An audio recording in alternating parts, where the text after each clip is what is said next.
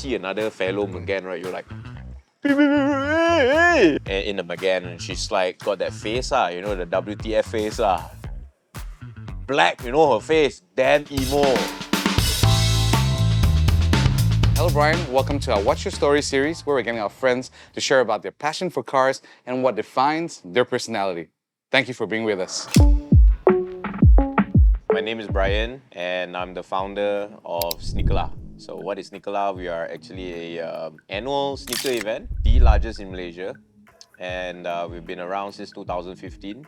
And we're also a sneaker media as well. So in September, I bought my first performance car, which is the Magan RS. It's a 2012 model. It's an Alpine edition, 1 of 10 in Malaysia. There's so many reasons why I bought it, but I think it's not common. I would say practical, it ticks all the boxes, right? Then when I went into a group, the Renault group, put a message I said, okay, thinking of buying a Magan RS. What are the things that I should look out for? No problem, can track and daily, wow, so steady one, this car. Then the more comments come, I was like, hey, this car macam really okay, oh. And because of my question, somebody hit me up. The previous owner of this car, he hit me up. But I pulled the trigger without telling my wife. That's a different story. The doghouse. When I drove it for the first time, steam. Really steam. Every day I drive this daily, So I send my daughter to school, I go to meetings, I go to work. Even at night, people randomly, hey, want to go Genting or not? You can just go on the spot. That's the beauty of this car. I think even the suspension setup, just normal, right? We're not talking about sport setup, right? It's beautiful already. And you can just hantam the corners. Growing up, my dad used to own a Volkswagen Beetle. And we had that Beetle for a very long time. So when I was of age to go to college and drive a car, he actually passed that car on to me. So, okay, you drive it. But obviously, being a new driver with having 1.6, you're a demon lah. And we're talking a car from the 70s, right? The brakes are not disc brakes lah. They're drum brakes . The drum brakes . So I crashed the car, and he repaired it, and he decided, okay, I think you are not worthy of this car, so he sold it off. Coming back to the Golf, it's like, oh, yeah, maybe you should get a Volkswagen, right? Volkswagen. And then I saw them again. You betrayed the cause. And I'm like, screw this. I'm going French. The French design is like, I don't know, it's nothing that I've seen before lah.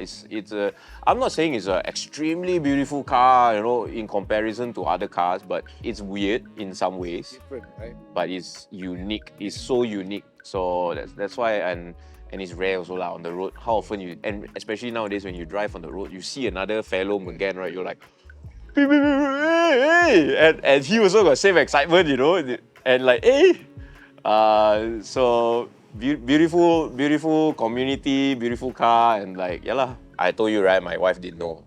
So one day I just showed up to pick her up from work, right, in the two-door car, in the Magan, and she's like, she's got that face, the WTF face, black, her face, damn emo. So I'm supposed to pick her up and go for a date. You're supposed to attend an event and then stay in a hotel, blah, blah, blah. And then she pretty pissed about it, Then after the whole night is ruined, to be honest. Fast forward the next day, we went back home. We went to pick up my kids, Wow, Daddy, your car's so nice. I really like it. They saved you. After that, right, she's like, okay, actually this car not bad. She drove the car a couple of times. Wow, 150 already. Okay, slow down. Your car very nice to drive, very nice. Money doesn't make the world go round. Trust is the one that makes the world go round.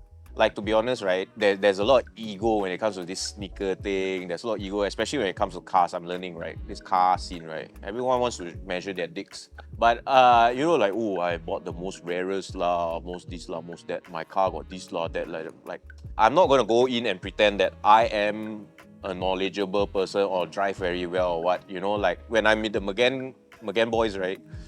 Bro, their lingo is all about, you know, this part lah, that part, or I'm changing this. Sometimes I just like, hey, guys. Actually, what is this? Oh, this is actually an air intake. Oh, okay.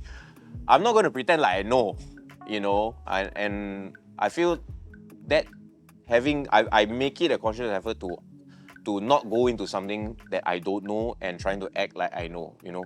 Try hard lah, basically. After a while, you go to someone, hey bro, is this nice? Hey bro, Chun.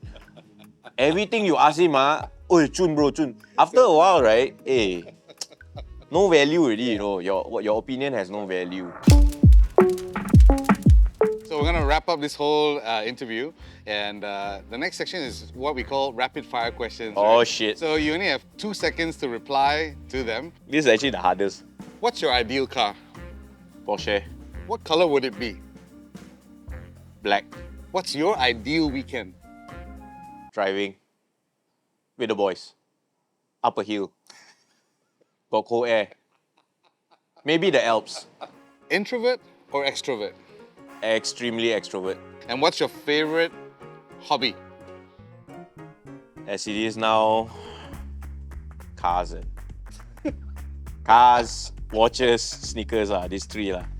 It's taking over my life, bro. I need lesser hobbies, man. Oh, stress. You know, they tell you hobby is supposed to clear your mind and make you be less stressed. That's bullshit, man. Whoever told you that is lying to you, man. Okay, they will consume you and take over your whole life, bro. I tell you, my hobby is jogging. Okay, you know, that one okay. Simple. At least cheaper than your gear knob for the car, right? Isn't it? You buy shoes. Running is free. You run your car is expensive. Need to be 97 and above. You know, Ron 97. Stay clear of certain hobbies. Thanks for having me. Appreciate the time. Appreciate it.